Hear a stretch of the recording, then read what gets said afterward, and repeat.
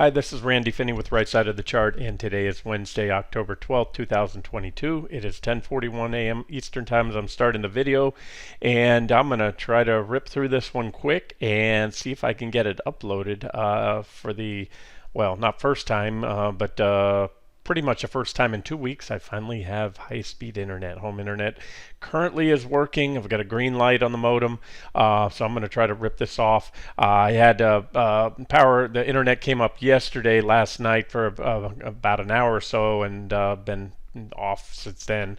And hopefully this is it. I just had to run out this morning and took this picture. Saw an Xfinity truck. That's our internet provider, cable internet. There's the orange cable line right there. And this is the mess they've got going. This node or a box was just outside our neighborhood. So again, maybe by the time I finish this video, he'll have to put all this stuff back together, and internet may go back out. But either way, we're looking at should be up and running soon. Most people in the surrounding area do have the high-speed internet back. So, all right, let me get out to it, and want to just knock off some of the commodities, get those out of the way, and then I'll talk on the equity markets. Just quick updates on the trade ideas that I've shared recently, starting with cotton.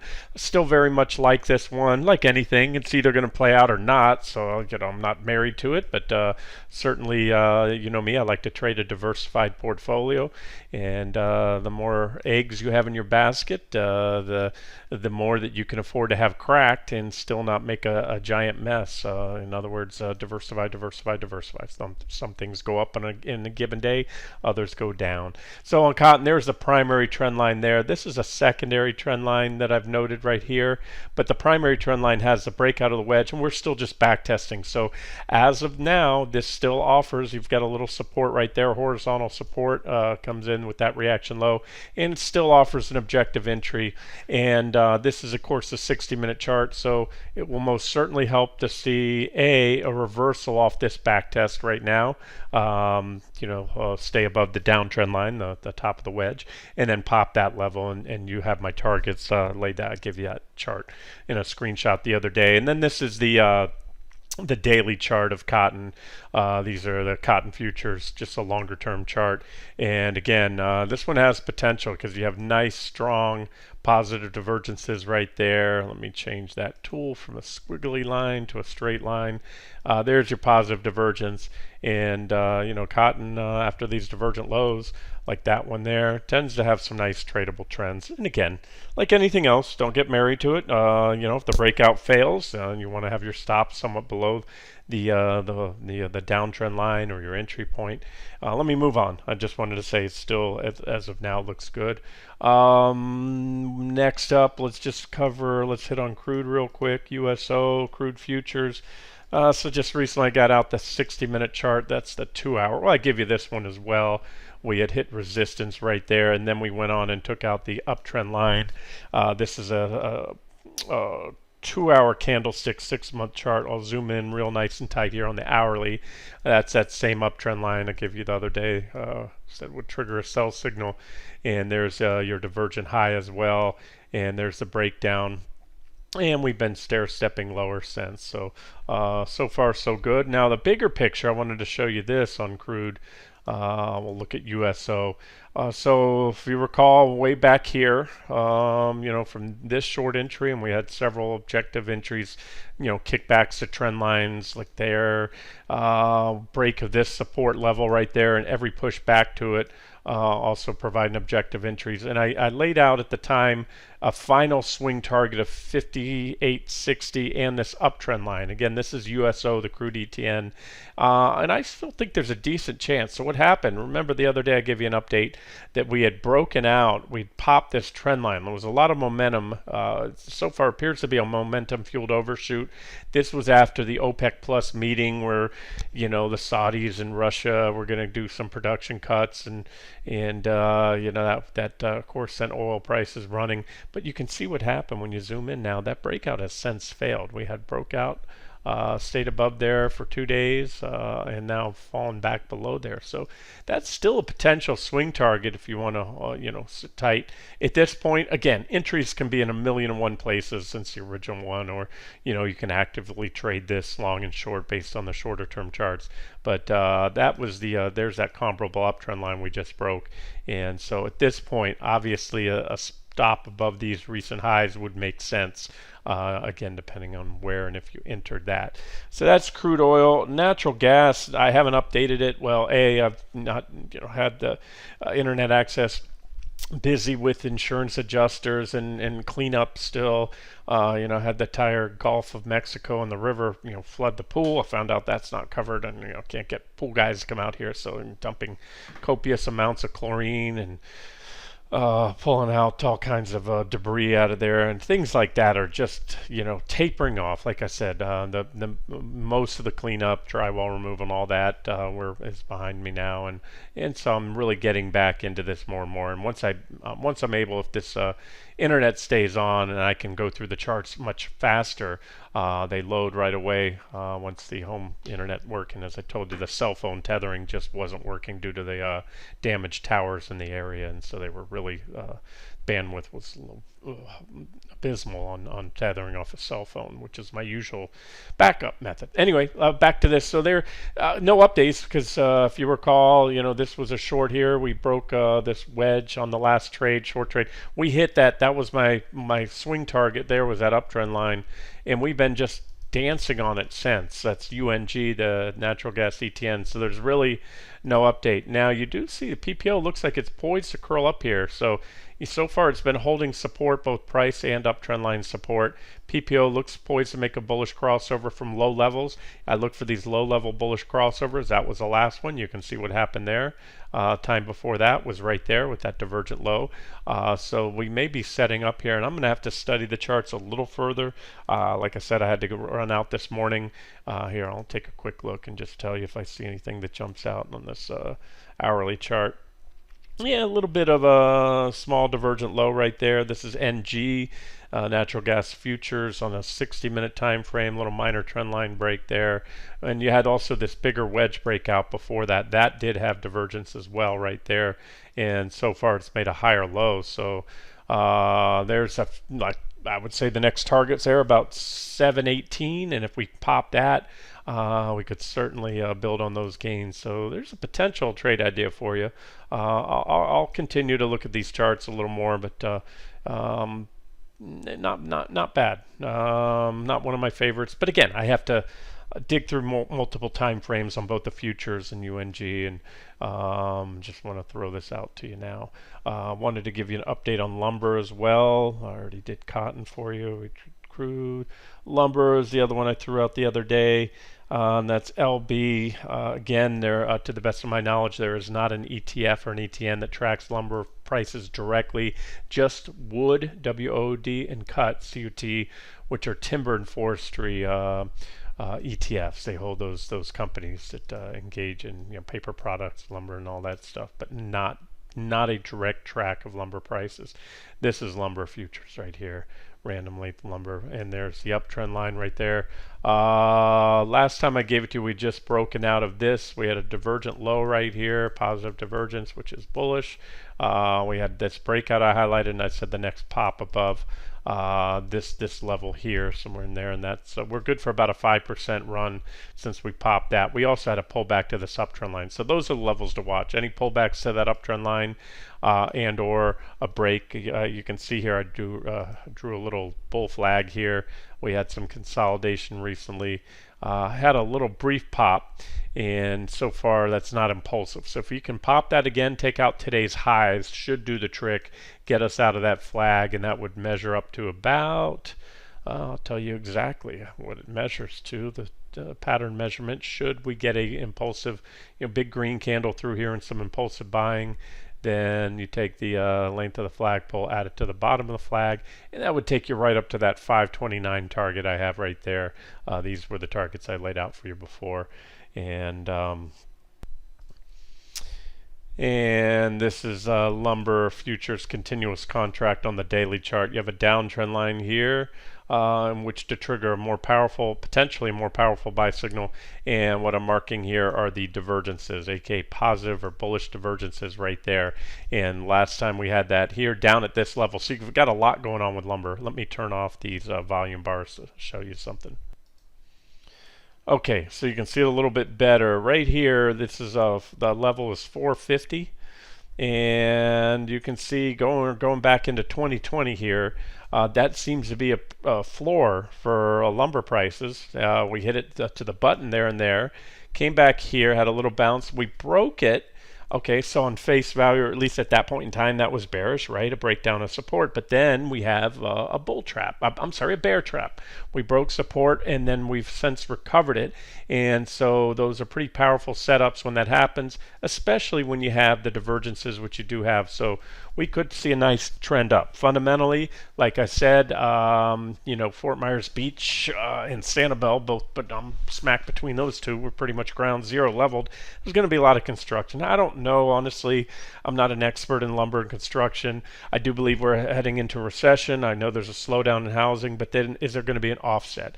And all it takes is a temporary bottleneck anyway. So if there's a big demand for lumber on the rebuilding that's going to happen going forward on the barrier islands down here, that were pretty banged up from the storm, then yeah, that could give us the fundamental catalyst there. And again, it could offset any headwinds that we have from a slowing economy.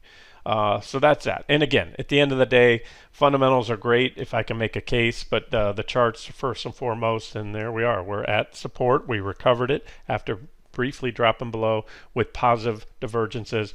And lumber is kind of like natural gas. It doesn't, the trends you catch aren't 5-10% trends. These are usually measured well into the double digits and quite often in the triple digits in percentage gains. Big moves here. This one, just you can see back here, this run off that last low was a 542% gain from bottom to top, and this one was, I think, I don't have it measured, but well into the triple digits there as well. So by expecting that much, I don't know. We'll see. Right now, just like I said, it's constructive on the 60-minute chart. The case was made for an entry there the other day, last week, and still looks good. And cases also can be made to be long lumber on the daily, so let's not overthink it. Now on to the stock market. Now I won't go. I'll keep this one too long. I'll try to give you the key things I'm watching. As I got that post out to you before I had to run out this morning, we had we still have. Yes, it's hanging on there by the skin of its teeth, but we still have positive divergences. Divergences that also are intact on the daily and the weekly time frames. So, I think I mentioned this the other day, but if not, I'm going to say it again. Right now, the risks are closer approaching more of a bilateral risk than a unilateral. In other words, a few weeks back, for months now, again, depending at certain times, especially after the bear market rallies were over, the risk reward, in my opinion, was clearly skewed to the downside. Now, there is still the potential of a very swift drop. I think if we take out the lows by a good margin, the recent lows, pretty much where we're at right now, we go a lot lower. We're going to take out these divergences on the 60-minute chart. Oh no, I'm sorry guys, this was a daily right here that I was starting with, my bad. But there it is, positive divergence on the daily. Here it is on the 60-minute chart right there as well. Pretty much the same divergences. So we go much lower, those divergences are taken out because the indicators are going to make lower lows. Is that the be-all end-all? No, but it's a pretty big thing. Usually you're not just going to take out the divergences when you go to this weekly chart of QQQ. Remember, T3 was T3 since the beginning of the year because it was good support around 268 and this uptrend line, both of which were hit. And we're cracking below that. Now, just like lumber just did, we could certainly recover. And this is a weekly chart, and you have positive divergence. It's still pretty strong there. We have a little room to go down. You can see I pulled this line down flat and still keep that divergence. So there's a decent case for a rally at this point in time. Better than it was, back a few weeks ago. And so again, how to trade it, that's completely up to you. If you are bearish and short, you think we're going to go down more, you don't think the market's going to rally yet, well, just manage your stops. Keep an eye on this.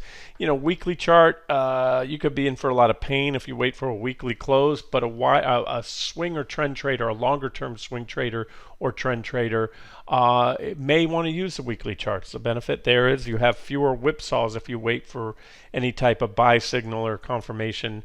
Set your stops on a weekly closing basis. You start stepping down the time frames. Let's say you're waiting for to see how the daily chart closes. Maybe you're looking for some type of bullish engulfing or bullish candlestick reversal pattern. Or you can see right here, there was our previous lows that was recently tested. The buyer stepped in, but then they faded that pop.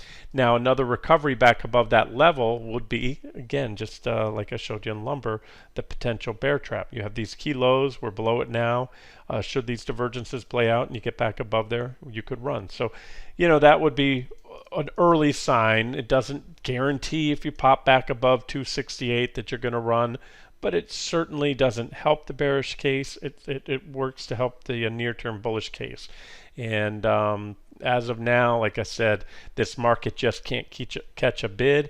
We've had divergences for a while, especially on the 60-minute chart, and the lines I just have to keep drawing, lowering those divergence lines, and soon, if I pull them down much lower, they go away, and we no longer have the divergence. And again, if that happens, based on my read on the charts, I think it'll be that final swift move down to my next target on QQQ, and it's very important that I throw this out there now. That's QQQ. I'm talking about T4 down here, about 235, give or take, and then that blue uptrend line. But really important is the bigger picture, just how low we can go in the markets. I've shared my long-term targets, my bear market target for a while. This is the S&P 500, and I maintain this target. It's about 2116, give or take. Pretty much it's these highs back here in 2015, 2016. We spiked almost down to that level when COVID hit, and based on my projections, I think that's a likely target for the bear market, and we could even go lower. You can see right here. Well, I do list it. Primary bear market target is at 2116 and or the primary uptrend line. They come in together. So there's the primary uptrend line. When I say primary, that's the uptrend line for the S&P 500, at least the one I would call the primary on this longest term time frame here. That's the end of the bear market back in that horrible bear market in the 70s. From that last leg down there was a 50% drop. That was 1974. And then you have some distinct reactions on it. And so try to put it in perspective. Again, we're testing some trendline support and other support levels on the markets here, but we've already dropped. The S&P has dropped about 26%. And should that target be hit, you're talking another 40%, maybe even a little more, depending if and when we get there. But it's a matter of, do we bounce first or not? And that's what I'm looking at. So even if we bounce and it's a rally that I decide to get on and trade on the long side, I will be at some point soon. Maybe when the downtrend line is hit right there, looking to get back into those shorts. So if the market can pull a rabbit out of its hat here, I'm just going to give you that. I want to measure it out for you and tell you how much that bounce could be if we test that downtrend line on SPY. Depending if and when we hit it, it could be about a 13 to maybe 15% rally. And remember, you have those divergences in place. I'm going to show you a few other things. There's the S&P 500 right there. There's a divergence still hanging on there, at least on the PPO here. But let me show you one other thing. I'm just going to show you a couple of my sentiment indicators as well as a few of my breadth indicators. Those are things I watch as well. Price action comes first and foremost, price and volume, and then there's a lot of other things that go in there as well. Sentiment being one of them, and you probably heard how bearish everybody is in the AAII sentiment survey. AAII being the American Association of Individual Investors, and this one here is the bull to bear ratio. You can see the extremes here. I've used this one for many years. It works okay. One thing I say about it, you only want to use it, try to extract useful value when you're at extremes. So you have an extreme right here, that red zone, and that's when everybody is bullish. The spread between those that are bullish and those that are bearish, and that usually comes with tops. You see right here, for example, and there's a major top back then, back in 2018, big drop. You can see all the corrections, and then that one there. This was back early on, and the market kept going up, but that was also early stage bull market action back then. Now, what we've looked at here, this is what we're focused on now, is the bearish reading. So I have a green zone, a buy zone. You can see back there that triggered that. There was a buy there, and all these buy zones, this is extreme fear. Now, the thing about it, if you look here, this was the last bear market. Here's the 2007 top, October 07, the 2009 bottom, March 09. That was about a 55% drop in both the NASDAQ 100 and the S&P 500. May not look like much here, but that's what that was. That drop, you can see early on in the bear market, everybody started getting bearish. And I haven't had TV now for a week. And you know, could stream here and there on the phone. I've just been too busy, so I haven't been watching the news, listening to the headlines. But from what I can remember before the storm, they were chanting about how bearish and how extreme this sentiment indicator was. But remember, in a bear market, yeah, if people are bearish, they stay bearish. You're going to hit these spikes, and guess what? It doesn't do anything. You get little relief rallies along the way, and you have persistent bearish readings throughout the bear market, obviously, because things are going down, down, down. So it's not like a bull market. A bull market, one and done. When you're in a bull market and you hit this level, you want to buy. You wanted to buy right here at the end of the fourth quarter drop in 2018. You wanted to buy there at COVID, and it told you. This indicator said it hit the top of the green zone. But those were, even that 36% drop in the S&P, I consider a correction.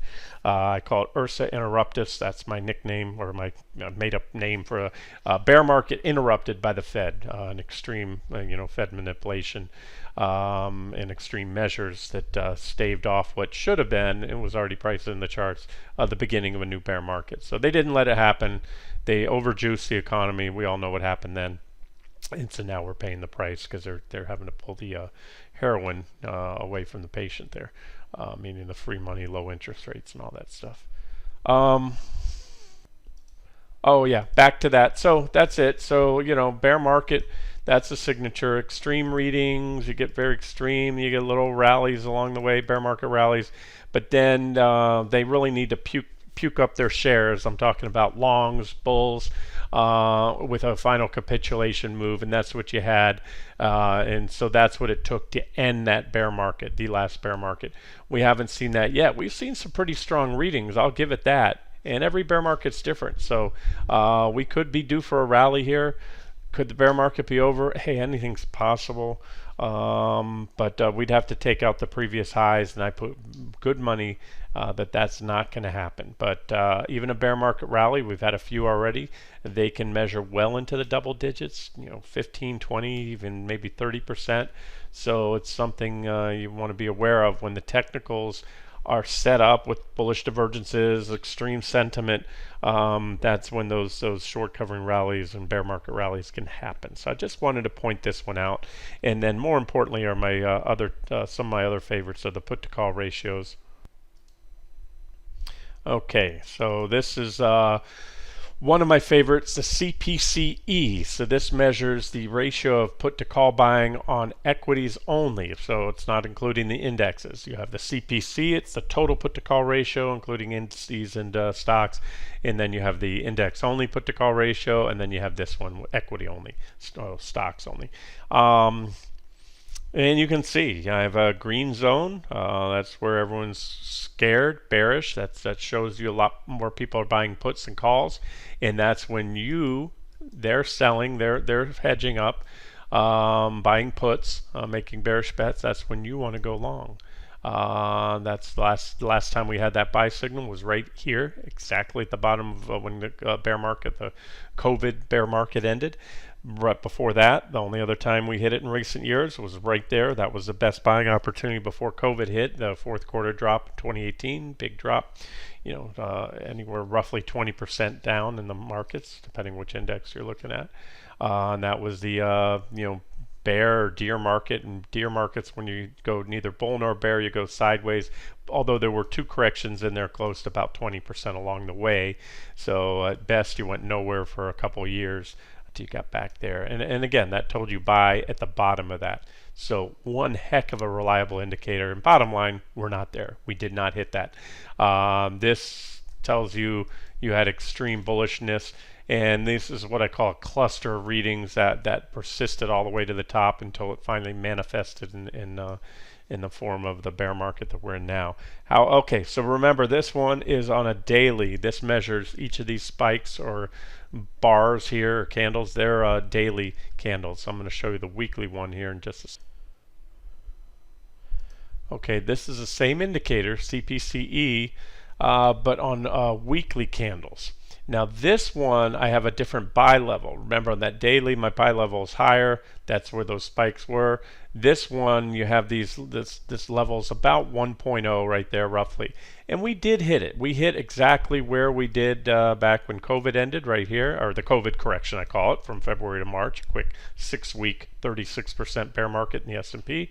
Less than the NASDAQ 100.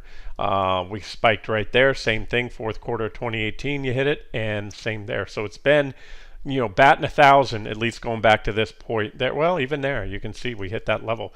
So I do want to point that out because I keep talking about how we haven't seen the fear that I'm looking for. Given we haven't seen it on most of the indicators, this particular one, it did fire. So therefore, I'm more, a little bit more open now to the fact that we could mount what I still think would be a bear market rally, but it could be sizable. So if we hold these lows, this is what I'm saying, if we hold these lows, hold these divergences, there's a potential for a multi-week, potentially even a multi-month rally, and one that I think would you probably wouldn't want to ride out short, even if you are a trend trader. And most certainly not if you're an active trader. So let's watch those short-term charts. I'll maybe loop back to those. Let me show you a couple more indicators and we'll wrap things up here. Okay, so those were sentiment indicators we just looked at. These are market breadth indicators. This one, I love it. It's the NAHL. That's the NASDAQ new highs to new lows ratio. And so just basically showing you the number of stocks making new highs versus new lows. On it, I overlay a 20-period exponential moving average. You probably can't see it much in the video, but so there's a black line that's the NAHL, and then the red line is that exponential moving average. And so when the lines cross, when the 20 MA crosses down below the NAHL, when it's 20-period exponential moving average, you get a sell signal. And when it crosses back above, it's bullish. This zoom in shows you the differential. So the 20 is below. And what I did to make it a little more clear to see is I made a custom histogram down here, and the custom histogram just gives you a visual representation of when they cross, just like a MACD or a PPO histogram. In fact, that's what I used, but I plugged in the different variables to show when the crosses occur. And so there was, look at that, a perfect sell. Get out of your longs. And it had been on a buy signal all the way since back here. Now look down, look at where this line is. So it said, after the that COVID drop there, it said boom, buy signal, and this indicator stayed on a buy signal throughout there with zero whipsaws. See, this histogram never crossed. Came down, tested the zero line. You started getting a few whipsaws right there, but then you had a definitive cross. The histogram went negative below this, the zero line in the middle, and it has stayed negative. So this one is still on a sell indicator. I will say, however, there's some divergence forming. Remember, it's not going to get you in at the exact bottom, and it won't get you out at the exact top. But I do want to say there's some divergence forming on the histogram. See these higher lows and against prices. This is the Nasdaq Composite down here, and you had that right here as well on the bottom and the end of that bear market back in 2009, the last bear market. You had the divergence on the histogram. Then came the cross shortly after the bottom was in. So just food for thought, and that was a trend line that we took out there. But that one, like I said, is on a sell signal that is a trend indicator. It's a great long-term trend indicator or swing indicator. But that histogram shows you that the downtrend is losing some momentum, and be on the watch for a crossover that could have longer-term bullish implications if we get it. Well, could be a whipsaw too, but again, that's when that one is. Let me show you another one that's a little bit different. Here's one for you. I was going to show you, and I'll get to the percentage of stocks above their 50 and 200-day moving average. Before we do that, let's look at the NASI. That's the Nasdaq McClellan Summation Index, and so you can see my green buy zone down on the bottom. This is, see that top of the line right here. That green, there it is, right there. That's where you want to step in. Let's see what happened every time we hit there. Right here, the end of the last bear market, right there in 2000, late 08, 09, we pretty much had a double bottom in the Nasdaq. Technically, the Nasdaq bottomed back in November. Everything else bottomed in March of 09. Nasdaq was November of 08. And so it said buy, and it told you to buy right here, the fourth quarter drop of 2018.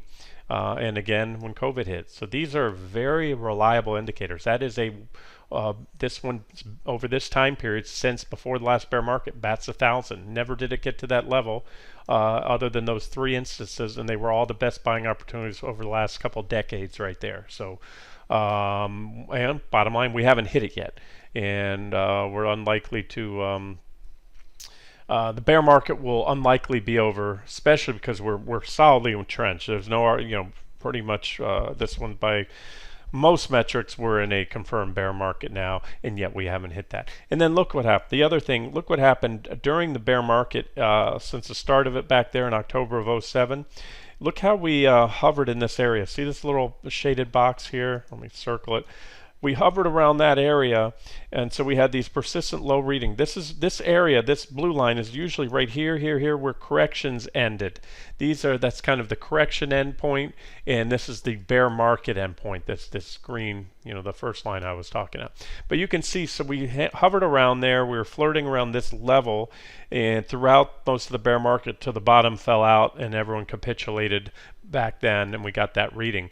And you can see that's what's happening here too. So we're flirting on that level just like we were back then, but we haven't had that one washout move, and that's likely coming before we get that a nice tradable rally. Even then, I suspect it'll be a pretty big, healthy bear market rally, but I don't think we'll take out the previous highs.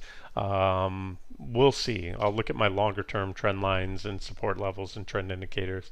And again, that's we're talking a thing that's going to last over months anyway. So I certainly wouldn't be short it. And how long I stay long, especially long-term money, I flip in and out throughout the day. Sometimes I make over a dozen trades, easily over a dozen trades in NQ in my active trading account, even during a major bear market or bull market.